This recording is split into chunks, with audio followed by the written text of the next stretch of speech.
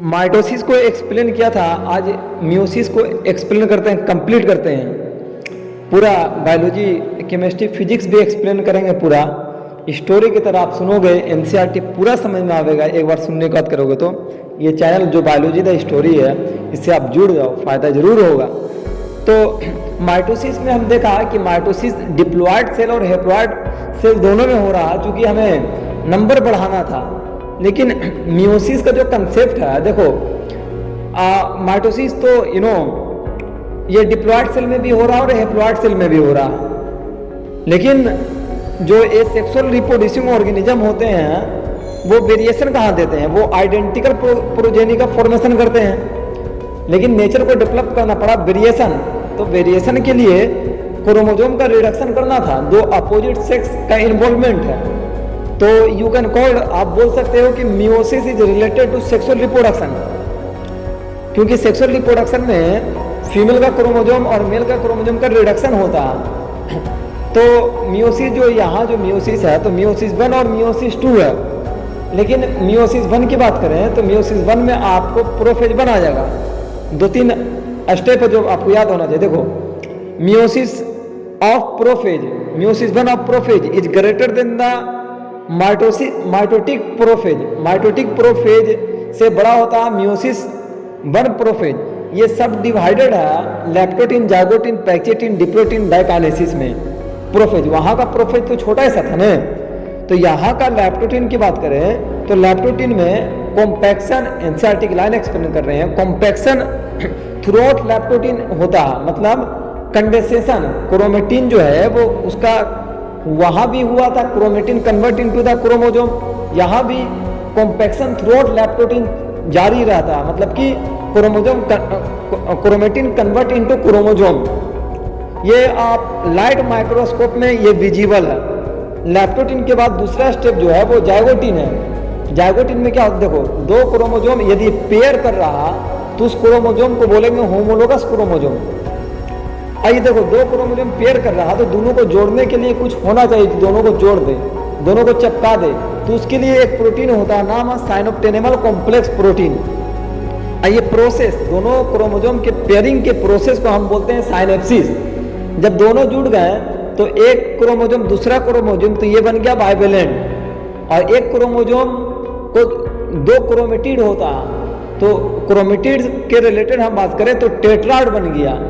लेकिन क्रोमोसोम से बात करें हम तो बाइवेलेंट बन गया। ठीक है। उसके बाद जाइगोटिन के बाद पैक्सीटिन है।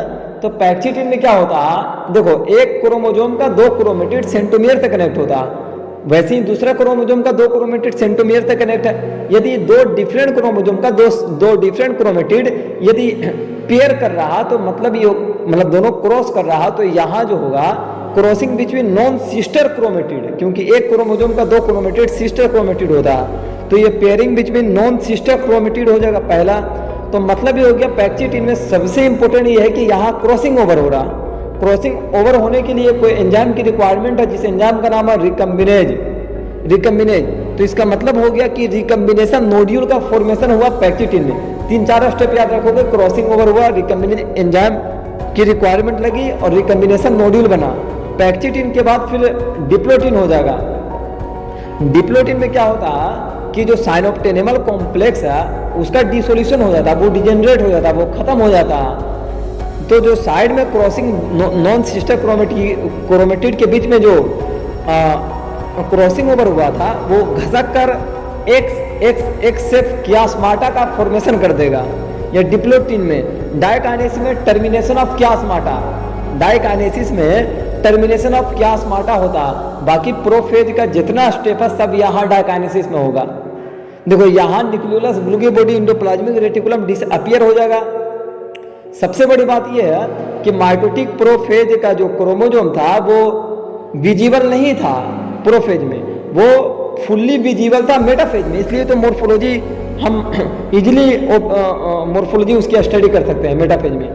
लेकिन यहाँ जो है मियोसिस का प्रोफेज 1 में क्रोमोसोम जो है वो फुल्ली विजिबल है।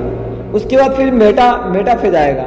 तो मेटाफेज में क्या, प्रोफेज में और देख लो, जैसे कि centrosome, microtubule move their opposite pole, उसे रेडिएट होगा स्पिंडल फाइबर। मेटाफेज में क्या होगा कि ये जो स्पिंडल फाइबर है, ये सेंट्रोमियर जो है वो क्रोमोसोम जो है वो स्पिंडल इक्वेटर के पास आ जाएगा, स्पिंडल इक्वेटर के पास आ जाएगा। ये यहाँ से रिलीज होगा, स्पिंडल फाइबर रिलीज होगा और स्पिंडल फाइबर बाइंड करेगा सेंटर में सेंट्रोमियर के होता है डिस्क शेप स्ट्रक्चर काइनेटोकोर। तो लेकिन यहाँ जो है वहाँ जो है सिंगल मेटाफेसिक प्लेट बना था, यहाँ डबल मेटाफेसिक प्लेट बना, क्रॉसिंग ओवर हुआ था ना, तो यहाँ डबल मेटाफेसिक प्लेट बना। उसके फिर एनाफेज में क्या होगा, एनाफेज में फिर स्पिंडल फाइबर से फिर मूव करना स्टार्ट कर देगा। ये जो सेंट्रोमियर है ये मूव देयर पोल एंड जो उसका जो टेल है वो टेल बिहाइंड करेगा।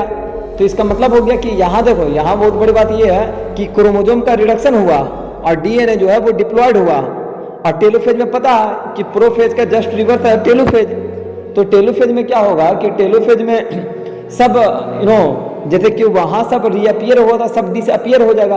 प्रोफेज में क्या हुआ था कि क्रोमेटिन कन्वर्ट इनटू क्रोमोसोम, यहाँ क्या होगा कि क्रोमोसोम कन्वर्ट इनटू क्रोमेटिन, वहाँ Golgi body endoplasmic reticulum nucleus disappear हुआ था, यहाँ सब रीअपियर हो जाएगा।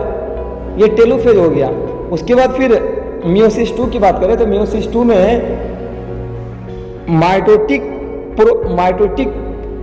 पढ़े होने प्रोफेज, मेटाफेज, एनाफेज, टेलोफेज, उसको 3 बार कर लो, दिमाग में बैठा लो। पूरा टोटली मियोसिस 2 जो है वो माइटोटिक जो पढ़े प्रोफेज, मेटाफेज, एनाफेज, टेलोफेज पूरा का पूरा सेम है। इसलिए लास्ट में मियोसिस लास्ट में बनेगा, एनाफेज में 4 हेप्लॉइड डीएनए का फॉर्मेशन होगा। मियोसिस की रिक्वायरमेंट देखो, पहला बात कि मियोसिस से वेरिएशन मिल रहा क्योंकि क्रॉसिंग ओवर हो रहा, तो वेरिएशन का मेन कारण है इवोल्यूशन के लिए, क्योंकि माइटोसिस से इवोल्यूशन पॉसिबल नहीं है। तो ये आपका चैप्टर हो गया कंप्लीट। सबसे बड़ी बात याद रखना है कि मियोसिस 2 जो है वो सेम एज माइटोटिक जो तुम पढ़े हो prophase, metaphase, anaphase, telophase same है एकदम। तो उस पर इतना हेडेक ना लेना है। जो आप माइटोटिक का तुम पढ़े हो उसी को एक बार और रिवाइज करो, फिर उसको समझोगे।